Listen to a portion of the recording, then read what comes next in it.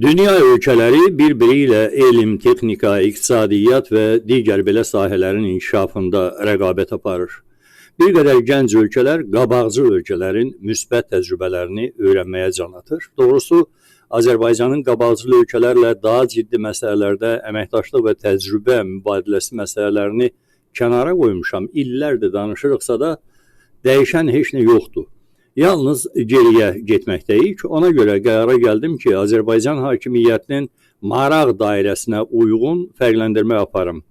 Azərbaycan həmişə olduğu kimi Şimali Koreya və Türkmenistandan geridə qalmaq istəmir. Onların təcrübələrini elə mənimsəyir ki, heç fərqləndirmək də olmur. Gəlin bir misal üzərindən məsələyə baxaq. Sanki bir qarpızı 3 yerə bölmüsən kimi. Siz də diqqət edin, fotoları da göstərəcəm.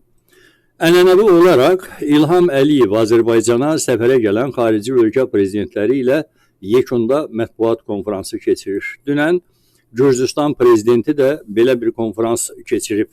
Yəni Gürcüstan prezidenti Azərbaycana gəlib və bunlar ikilikdə bir mətbuat konfransı keçiriblər. Doğrusu, konferansda danışıqları formal çıxışlar kimi atıran bir kənara diqqətimi birinci sırada oturanlar çəkdi. Həmin sırada Azərbaycanın və Gürcüstanın rəsmi nümayəndələri, hökumət adamları oturub.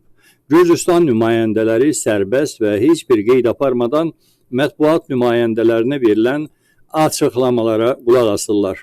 Azərbaycanın Xarici İşlər Nazirindən tutmuş, Gürcüstandakı səfirinə qədər hamısı başlarını qeyd dəftərçəsinə, bloknotlarına doğru əyib yazırlar. Nəsə yazırlar. İlham Əliyevin bütün görüşlərində bu mənzərəni görmək mümkündür.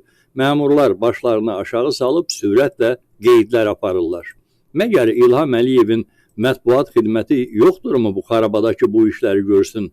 Və yaxud da süni intellekt strategiyasına qədəm qoyan Azərbaycanda elə bir texnologiya yoxdurmu ki, prezidentin standart çıxışlarının qeydiyyatını aparsın? Somalinin prezidenti Azərbaycana səfər edəndə düşündüm ki, biz bundan sonra daha sürətlə inkişaf edəcəyik, amma görürəm faydası yoxdur. Biz daha da geri gedirik.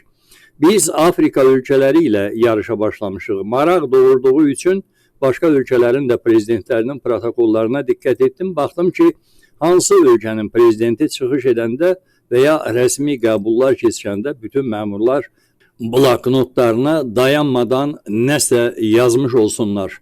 Yalnız dünyanın 3 ölkəsində eyni təcrübəni gördüm. Şimali Koreya, Türkmenistan və Azərbaycan dediyim kimi. Bəlkə də sizlər üçün sadə misal kimi görünəcək, amma başa düşənlər buradakı mesajı anladı. Hakimiyyət Azərbaycanı həm zahirən, həm də ruhən Türkmenistan və Şimali Koreyaya çevirir. Heç bir əlavə söz tapmıram, sadəcə dünyanın 3 ölkəsindən biri olduğumuza görə sevinənləri də təbrik edirəm.